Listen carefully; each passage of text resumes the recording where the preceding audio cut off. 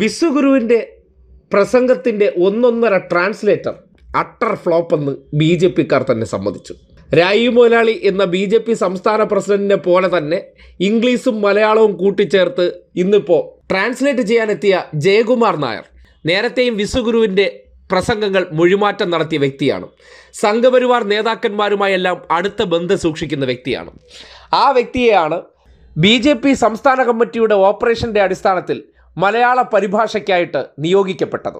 അയാളെയാണ് ആദ്യം തന്നെ B J P നിയോഗിച്ചതല്ല, സർക്കാർ നിയോഗിച്ചു എന്ന തരത്തിൽ ഒറ്റയടിക്ക് ബി ജെ പി സംസ്ഥാന നേതാവായിട്ടുള്ള എസ് സുരേഷ് തള്ളിപ്പറഞ്ഞത്. ഒന്നുമില്ലെങ്കിലും ആ രാഷ്ട്രീയത്തെ നിങ്ങൾ മാനിക്കണമായിരുന്നു. പ്രധാനമന്ത്രി പറഞ്ഞ രീതിയിലല്ല പലതും പറഞ്ഞത്.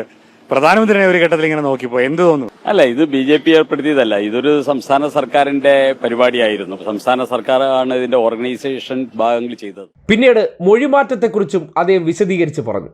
വെറും ഫ്ലോപ്പ്. ഇതിനേക്കാളും രാജീവ് ചന്ദ്രശേഖരൻ മൊഴിമാറ്റിയിരുന്നെങ്കിൽ കൂടുതൽ അന്തസ്സായിരുന്നു എന്ന ലെവലിലാണ് എസ് സുരേഷിന്റെ പ്രതികരണം. എന്തായാലും കേരളത്തിന്റെ അഭിമാനമായിട്ടുള്ള വിഴിഞ്ഞം പദ്ധതി നടപ്പാക്കുമ്പോൾ പ്രധാനമന്ത്രി കേരളത്തെ പ്രശംസിച്ചും കേരളത്തിലെ വികസനത്തെക്കുറിച്ചുമൊക്കെ പറഞ്ഞ ആ മനോഹരവും അതോടൊപ്പം തന്നെ അഭിമാനകരവുമായിട്ടുള്ള പദങ്ങൾ അത് തനി മലയാളത്തിൽ ഏതൊരു മലയാളിക്കും മനസ്സിലാവുന്ന രീതിയിൽ മലയാള ഭാഷയുടെ പെരുമ ഉയർത്തിപ്പിടിക്കുന്ന രീതിയിൽ നന്നായിട്ട് അവതരിപ്പിക്കാമായിരുന്നു. അതിൽ കുറച്ച് അപാകം ഉണ്ടായിട്ടുണ്ട് എന്നുള്ളത് ഒരു അഭിപ്രായമുണ്ട്. അത് ഇനിയുള്ള കാര്യങ്ങളിലെങ്കിലും ശ്രദ്ധിക്കണമെന്നൊരു അഭ്യർത്ഥനയാണ്. അതിൽ ഇംഗ്ലീഷ് പദങ്ങളാണ് കൂടുതൽ വന്നത്. അതൊക്കെ ഒഴിവാക്കി മനോഹരമായി മലയാളത്തിൽ അത് ട്രാൻസ്ലേറ്റ് ചെയ്തിരുന്നുവെങ്കിൽ മലയാളികൾക്ക് മുഴുവൻ അത് അഭിമാനമായിട്ട് മാറിയേനെ എന്നുള്ള അഭിപ്രായം. ജയകുമാർ എന്ന വ്യക്തി സംഘപരിവാറിൻ്റെ ഹിന്ദി അധ്യാപകൻ എന്നുള്ള നിലയ്ക്ക് വിദഗ്ധ ട്രാൻസ്ലേറ്ററായിട്ടാണ് അവർ കരുതിയിരുന്നത്. നേരത്തെയും വിശ്വഗുരുവിൻ്റെ പ്രസംഗങ്ങൾ മൊഴിമാറ്റിയിട്ടുണ്ട്.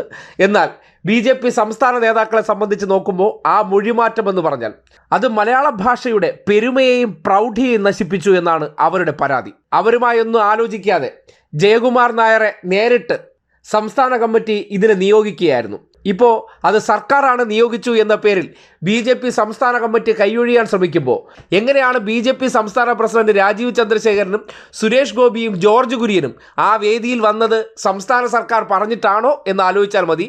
അവിടെയാണ് മൊഴിമാറ്റാൻ വേണ്ടി സർക്കാർ ആളെ വിട്ടുവെന്നുകൂടി ഒരു നുണ പറയുന്നതും. അതായത് എന്തും ഫ്ലോപ്പായി കഴിഞ്ഞാൽ പിന്നെ നമുക്കുള്ളതല്ലല്ലോ. പ്രസംഗത്തിൻ്റെ മൊഴിമാറ്റം ഏക്കും പൂക്കും അറിയാത്ത ഒരു വ്യക്തിയെ കൊണ്ടുവന്ന് പ്രധാനമന്ത്രി ഒന്ന് പറയുന്നു, അയാൾ വേറെന്തോ പറയുന്ന രീതിയിലേക്ക് പ്രസംഗം മുഴുവൻ വഴിതെറ്റിപ്പോകുന്ന അവസ്ഥയെത്തി.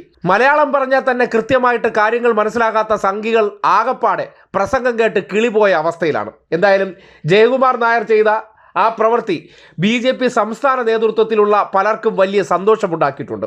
കാര്യം നൂലിക്കെട്ടി ഇറക്കിയ പുതിയ പ്രസിഡന്റ്, ആ പ്രസിഡന്റ് കാണിച്ചുകൊണ്ടിരിക്കുന്ന ചില അപ്രമാദിത്വങ്ങൾ അത് പാർട്ടിക്കും വിശ്വഗുരുവിനും കുറച്ച് കളങ്കമേൽപ്പിച്ചെങ്കിലും ഇവരെ സംബന്ധിക്കുന്നിടത്തോളം അത് വലിയ സന്തോഷം നൽകുന്ന കാര്യമാണ്.